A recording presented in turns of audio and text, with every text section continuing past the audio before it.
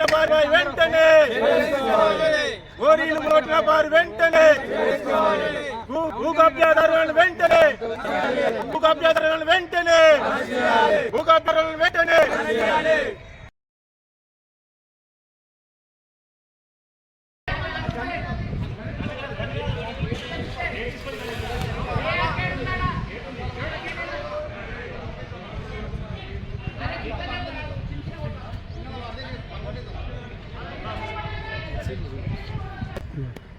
అది కల్కరం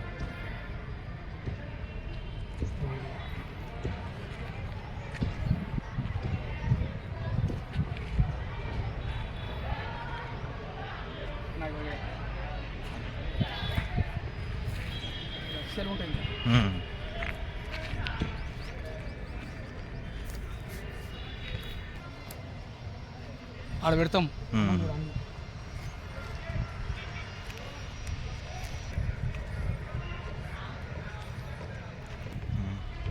మా నాయన మా అమ్మది, మా తాతది, మా అన్నగాంధీ.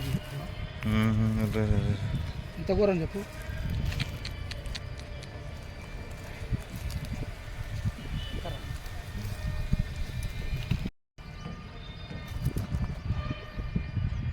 సృష్టించలేది ఈ గోరి లైవ్ కూడా ఉంది నా దగ్గర. చాలానే పాత అది అది అవన్నీ చేసి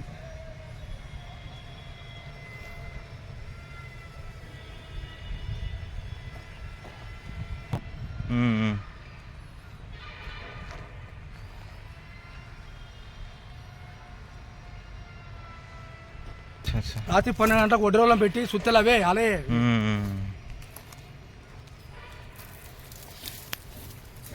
శ్మశానంలో ఇల్లు కడతాడంట ఇప్పుడు ఆయన. ఏమో ప్లాట్ చేసి అమ్ముతారంటే లంజ కొడుకులు ఎట్లా చేస్తారు ఏంది అర్థమవుతుంది నాకైతే. శ్మశానంలో బొంద పెట్టే జాగాలలో ఏముంటుంది.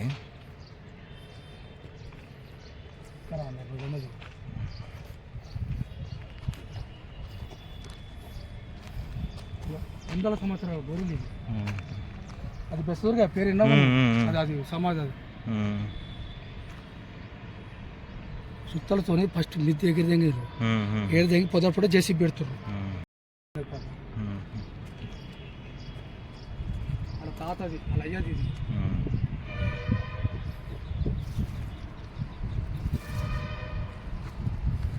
వాళ్ళ అయ్యది వాళ్ళ తాతది. ఇక్కడ ఒక 30-40 ఉండే అప్పుడు అప్పట్లో. ఇది కొద్ది వందల సంవత్సరాల నుంచి ఇక్కడ గంగపుత్తులకు కేటాయించిన పెద్ద మనుషులు, ఆనాటి నైజాం కాలంలో కేటాయించిన పెద్ద మనుషులు ఈ శ్మశాన వాటికలో అంత్యక్రియలు జరుపుకుంటూ సమాధులు నిర్మాణం చేస్తున్నాం. ఇప్పటి 23 నుంచి మల్లిమారెడ్డి అనే వ్యక్తి 2019 నుంచి మందడి లక్ష్మారెడ్డి అనే నా జాగాను వచ్చి సమాధానం కూర్చివేసే పోలీస్ స్టేషన్లో ఫిర్యాదు చేసినాము. అటు విషయాన్ని అతనిపై కేసు పెట్టి మళ్ళీ 2-3 సంవత్సరాల తర్వాత వందలు తీసుకొచ్చి రాత్రి పూట శ్మశాన వాటికలో ఉన్న గోరీలని జేసీపీ ద్వారా తొలగించడం జరిగింది. అట్టి విషయాన్ని జిల్లా కలెక్టర్కు, ఏసీపీ గారికి, డీసీ గారికి, అలాగే కమిషనర్ సిపి గారికి, సిఏ గారికి, మున్సిపల్ కమిషనర్ గారికి ఫిర్యాదు చేసినాము. చేసే దాని మీద స్పందన రాలేకపోతున్నారు. ఇప్పటికీ మొత్తం శ్మశాన వాటికలో ఉన్న గోరీలను తీసుకుంటూ వాళ్ళకు మొత్తందారులుగా సహకరిస్తూ మమ్మల్ని ఇబ్బందులకు గురి చేస్తూ ఫినిషింగ్ను ఒకసారి గూలగొడితే మా కేసు కూడా చేయడం జరిగింది. ఇటు విషయాన్ని ప్రతిపక్షంలో ఉన్న అన్ని పార్టీలు మాకు స్పందించి ఈ శ్మశాన వాటికలో ఉన్న గోరీలకు పరిరక్షణగా అందరికి అండగా ఉండాలని మనవి చేసుకుంటూ వాళ్ళందరికీ వచ్చిన పెద్ద మనుషులకు కృతజ్ఞత తెలియజేస్తాం.